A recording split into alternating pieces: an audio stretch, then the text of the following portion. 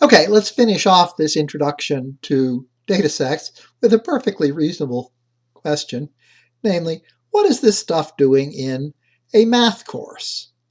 It's all about sociological data, botanical data, etc. What has it got to do with mathematics? And here's an example that I hope will give you a partial answer to that question. Again, I'm going to attach the North Carolina births data set and make a contingency table on whether mom smokes and the gender of the baby.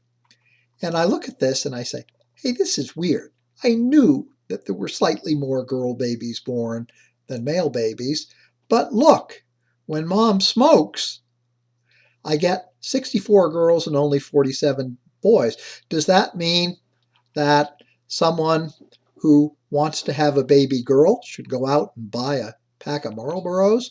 Might help the North Carolina economy too. Well, that's a tricky question to answer, and here's a way to approach it. First, let's figure out the proportion of moms that smoke.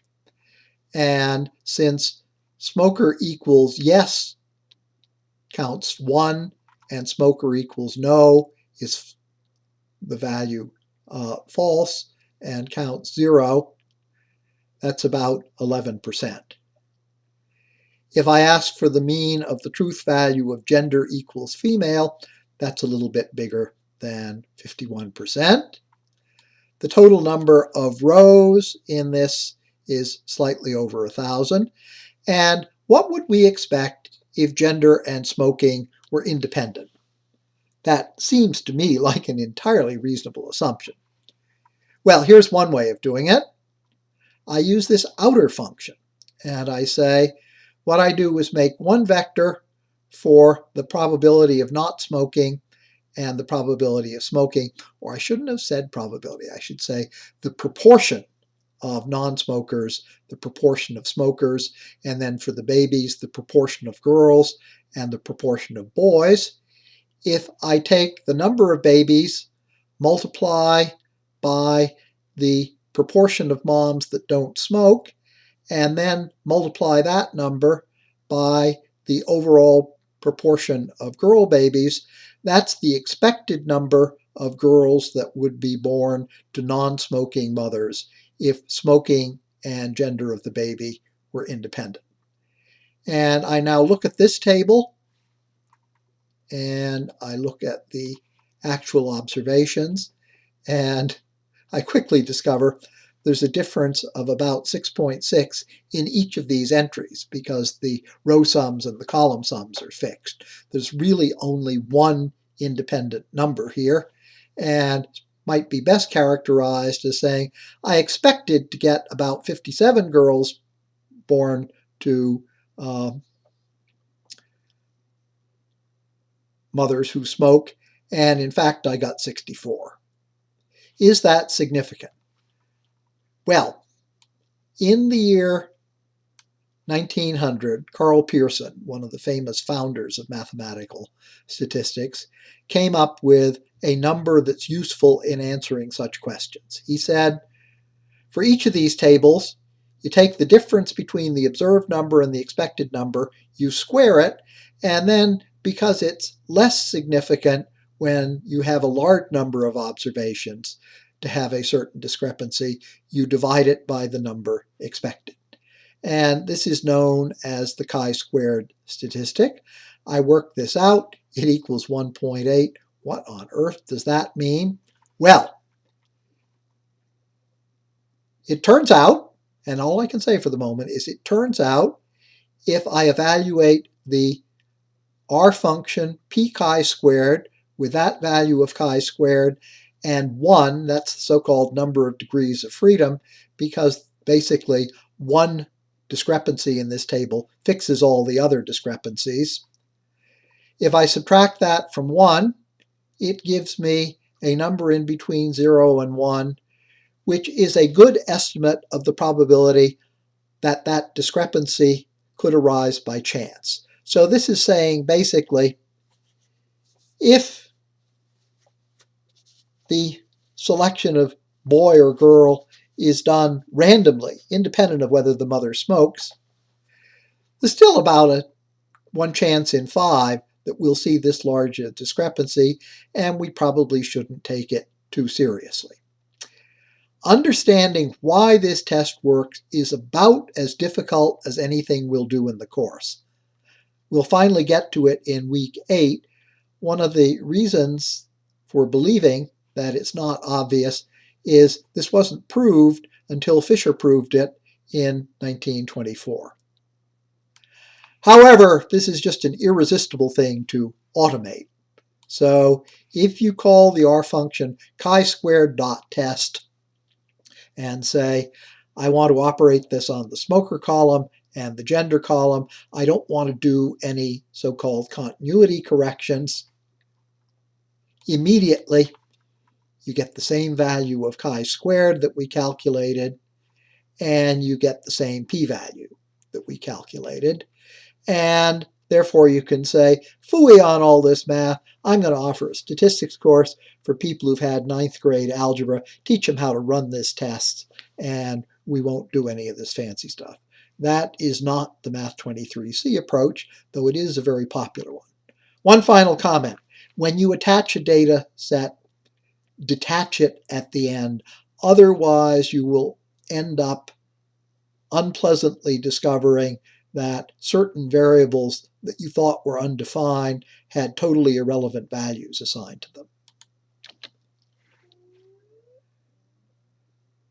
I said there were more than 100 data sets. What are they? Well, I wrote a little Shiny app, mainly because I was teaching myself Shiny in order to figure out how to do this. And because I loaded the ones from the mathematical statistics with resampling in R, I have not only the built-in data sets, but also the ones from the textbook. Lots and lots and lots of them. And the ones that are built in have a pretty good description. I figured out how to get the capsule description out of the help file. So here's one where you can look at distribution of hair and eye color for 592 statistics students as a function of whether those students are male or female.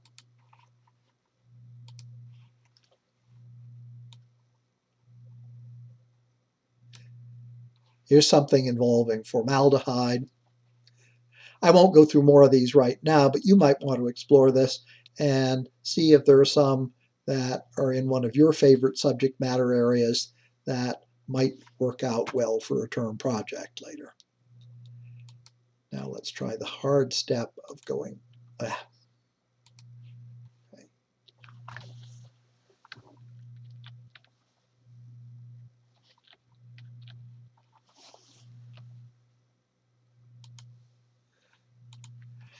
There's another way of loading a data set. You can bring it in from a file. I created a data script with 7 logical columns involving the Red Sox in the process of creating our script 1D, and I've placed that in the week 1 subdirectory.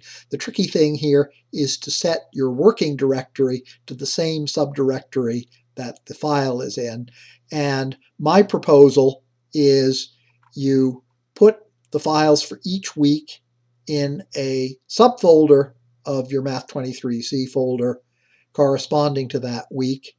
You make the default directory, which you can set in R, be your main directory, and then you can say, I want to change the working directory to week 1.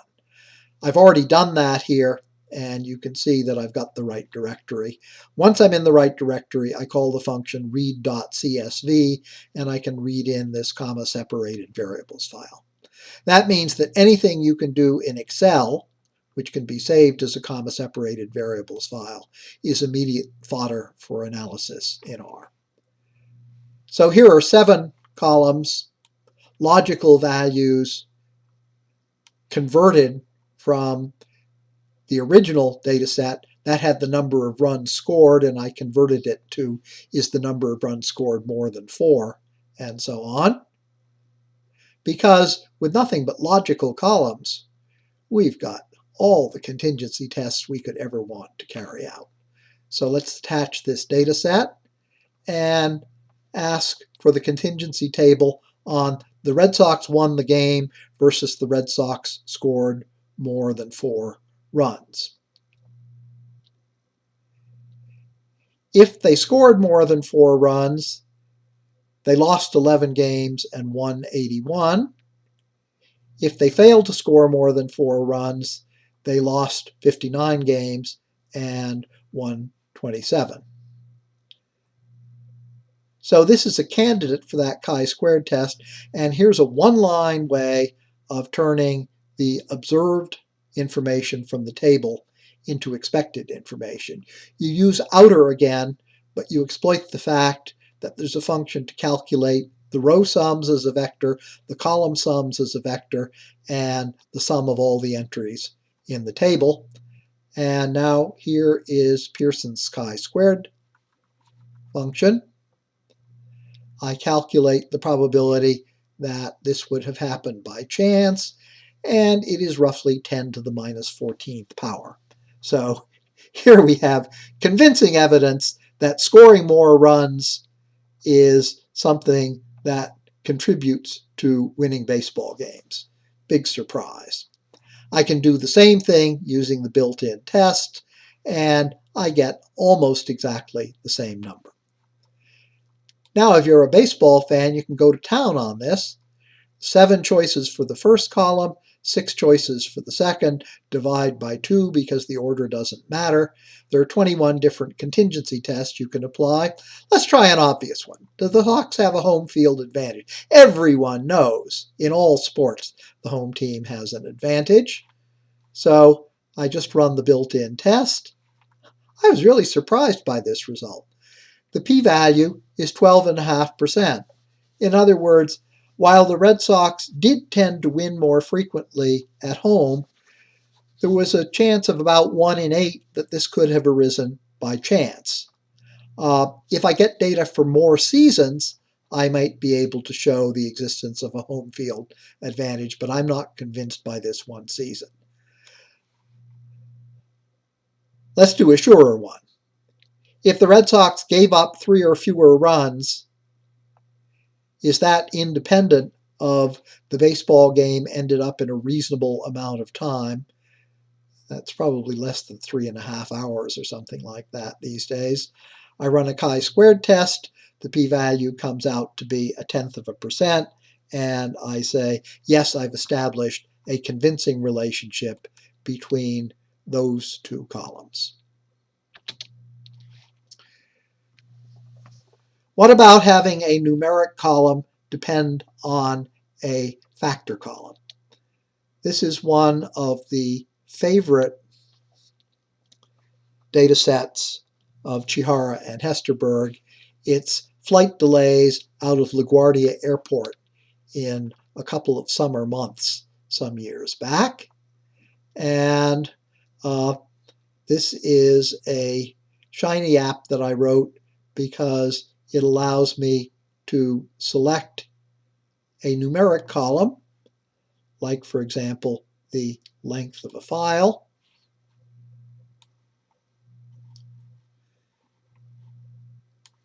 Display a histogram for that. And this is the scheduled length of the flight in minutes. For my factor column, I'll choose the carrier. The only carriers considered here are American and United. And then the interesting one, I can do a box plot for the numeric variable against the factor variable. And this shows a striking discrepancy, and I think the reason is all the United flights were to some nearby city, with the exception of a handful that went far away. You can play around with this to your heart's content. An interesting one to do is to set the numeric column to be the flight delay and the factor column to be the day of the week. If I look at the histogram for the delays,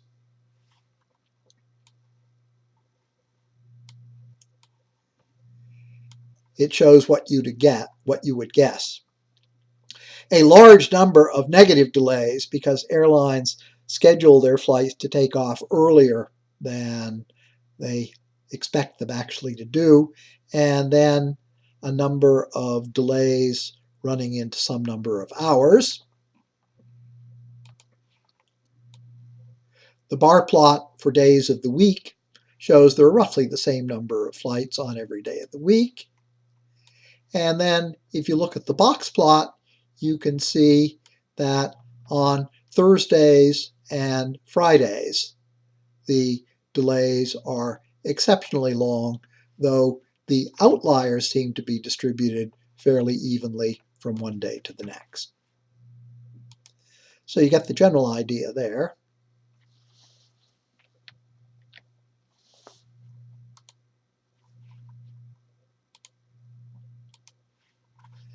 I am still looking, by the way, for a way to exit from one of these shiny apps without shutting down the whole file. I haven't found it yet.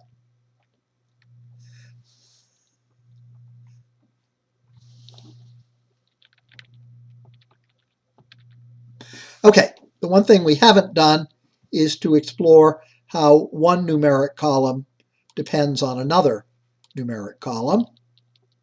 And in that case, a useful tool for data visualization is a scatter plot. In order to follow up on this subject, we're going to have to learn some more linear algebra. So this is just a teaser about what we're going to be doing in weeks 9 and 10. If I use the name trees, that's the data set with the trees in it. Alternatively, I can call get on trees in quotes and assign that to any name I like. DF is nice and short, so if I have to type it, it doesn't take too much time. And here I remind you is what the first 6 rows of that database look like. Now I'm going to attach it, and for a scatter plot, I say I want to plot the girth horizontally and the height vertically. That gives me the dots you see here, or the small circles, but not the line. To get the line, I use one of these built-in functions, LM for linear model. I'm interested in investigating height as a function of girth.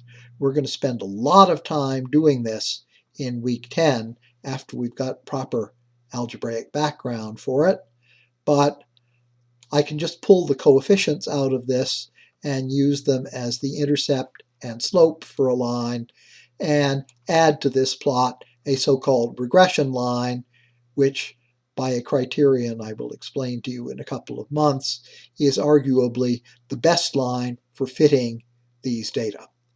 If I want something with a better fit, I say the product of diameter and height should be proportional to the volume of the tree. So let's define that as product and then do a plot of product horizontally and volume vertically. Let's do our linear modeling on that and plot the line. And bingo, this time the data lie very close to the line. So you're in a position to do some fairly sophisticated exploratory data analysis already. It'll take a while for you to understand mathematically what's going on. Never attach it without detaching it. I'm going to conclude with a very interesting scatter plot. This is apparently a very famous data set. The folks in Yellowstone National Park kept a careful record of the time that elapsed between eruptions of Old Faithful and the length in minutes of the eruption. I thought Old Faithful erupted faithfully once every 54 minutes, but it turns out that's not the case at all. So I wrote a little Shiny app, largely because I was teaching myself how to write Shiny apps. That makes it possible to explore this. Suppose we want to plot the wait time horizontally. Here's what a histogram looks like. And it turns out that this is bimodal. Sometimes the next eruption takes place in a little bit less than an hour. Sometimes it takes place 80-some minutes later, and in between there are wait times that very infrequently occur. The eruption duration has the same sort of property. There are eruptions that last roughly 2 minutes. There are eruptions that last roughly 4.5 minutes, but almost nothing that lasts around 3 minutes. And you can see how these histograms are giving you a way of visualizing key properties of the data that would otherwise take you a while to perceive. Now let's plot wait time against next wait time and do a scatter plot. And this is interesting because you can see that if the wait time was short, the next wait time is almost certain to be long. But if the previous wait time was short, the wait for the next eruption may be 40-some minutes, it may be 80-some minutes. And the nice thing about this Shiny app is I can plot anything against anything else. If I plot the wait time against the duration of the next eruption, I see the same phenomenon. 3 of 4 quadrants filled in. But if I plot the duration of one eruption against the duration of the next eruption, whoops, that's not the one I want. Plot eruption duration horizontally, wait time vertically. Is that the interesting one? Yes! Now in this case, if the previous eruption was short, I have to wait only a short time on average for the next eruption. If the eruption lasted for 4 or so minutes, then there's probably a long wait. And you can go to the internet and see how people who study geysers for a living are explaining this in terms of the mechanism by which geysers operate. But that's the end of this lecture.